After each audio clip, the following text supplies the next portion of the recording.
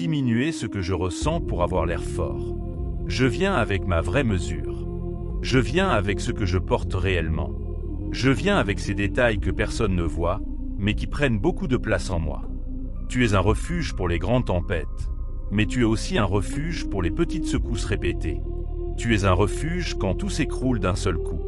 Tu es un refuge quand rien ne s'écroule visiblement, mais que l'intérieur devient lourd jour après jour. Tu es un refuge quand les nouvelles sont mauvaises. Tu es un refuge quand les nouvelles ne viennent pas. Tu es un refuge quand j'attends un appel, un signe, une réponse, une ouverture.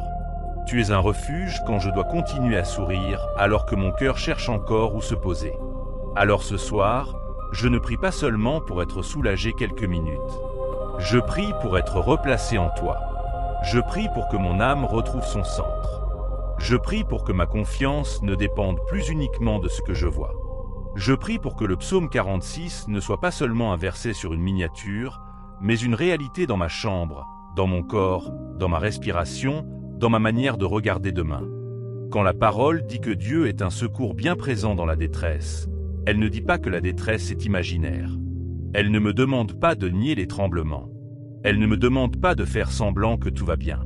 Elle m'apprend seulement que la détresse n'a pas le dernier mot. Elle m'apprend qu'au milieu même du trouble, une présence plus forte demeure. Elle m'apprend que je peux être honnête sans être écrasé. Je peux dire que j'ai peur et croire encore que Dieu est là. Je peux dire que je suis fatigué et recevoir encore sa force. Je peux dire que je ne comprends pas et demeurer encore dans sa paix. Seigneur, viens maintenant dans les pièces fermées de mon cœur. Viens dans les endroits où je n'ai laissé entrer personne. Viens dans les souvenirs que j'évite. Viens dans les conversations que je rejoue trop souvent. Viens dans les regrets qui me suivent en silence. Viens dans les questions que je n'ose pas poser à haute voix. Viens dans les parties de moi qui ont peur d'espérer encore, parce qu'elles ont déjà été déçues. Je ne veux pas seulement te demander de changer les circonstances. Je te demande aussi de changer ma posture au milieu des circonstances. Donne-moi une foi qui ne panique pas dès que le vent se lève. Donne-moi une paix qui ne se vide pas dès que quelqu'un me contredit. Donne-moi une assurance qui ne dépend pas de l'approbation des hommes. Donne-moi un cœur qui apprend à revenir vite vers toi au lieu de se disperser partout. Ce soir, je choisis de ne plus bâtir ma paix sur ce qui peut bouger. Je ne veux pas bâtir ma paix sur l'argent, car l'argent peut manquer. Je ne veux pas bâtir ma paix sur les promesses humaines, car les hommes peuvent changer.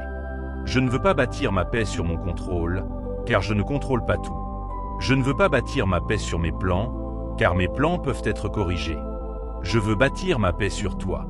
Sois le sol sous mes pas, sois le rocher sous mes émotions, sois la lumière devant mes décisions, sois le silence qui calme mes raisonnements, sois la main qui me retient quand je vais trop vite, sois la voix qui me rappelle que je n'ai pas besoin de tout résoudre ce soir. Père, je te confie celui ou celle qui écoute cette prière avec un cœur serré. Que cette personne ne se sente pas étrangère à ces paroles. Qu'elle ait l'impression de pouvoir dire Amen avec sa propre histoire. Qu'elle sente que tu connais son prénom, son lieu, sa saison, son attente, son combat. Qu'elle entende intérieurement que tu n'es pas loin. Qu'elle reçoive maintenant la force de faire encore un pas, pas dans la panique, mais dans la confiance. Je demande que cette heure de prière devienne une porte d'entrée dans le repos. Pas un bruit de plus dans une journée déjà remplie. Pas une formule religieuse posée sur une blessure.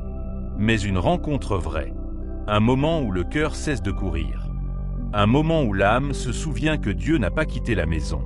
Un moment où la paix revient doucement, non pas parce que tout est réglé, mais parce que Dieu est présent. Je te remets le début de cette prière. Je te remets aussi la suite. Que chaque section vienne toucher une zone précise. Que l'anxiété soit déposée. Que le repos soit reçu. Que les décisions soient éclairées. Que la maison soit couverte. Que la foice relève. Que la nuit se termine dans une paix réelle. Au nom de Jésus. Amen.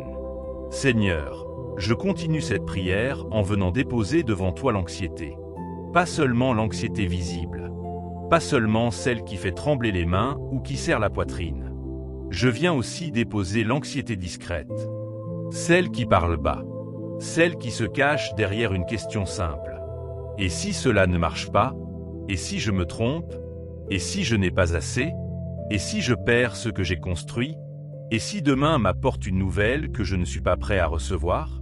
Père, tu connais ces phrases avant même que je les prononce. Tu connais les inquiétudes qui reviennent quand tout devient silencieux. Tu connais les combats qui ne se voient pas sur mon visage. Tu connais les sujets que j'évite parce qu'ils réveillent trop de peur en moi. Ce soir, je ne veux plus les porter seul. Ta parole, dans le psaume 121, m'apprend à lever les yeux. Elle me rappelle que mon secours vient de l'Éternel, celui qui a fait le ciel et la terre. Alors Seigneur, aide-moi à lever les yeux, parce que mon regard descend vite vers les problèmes. Mon regard se fixe vite sur les chiffres, les retards, les diagnostics.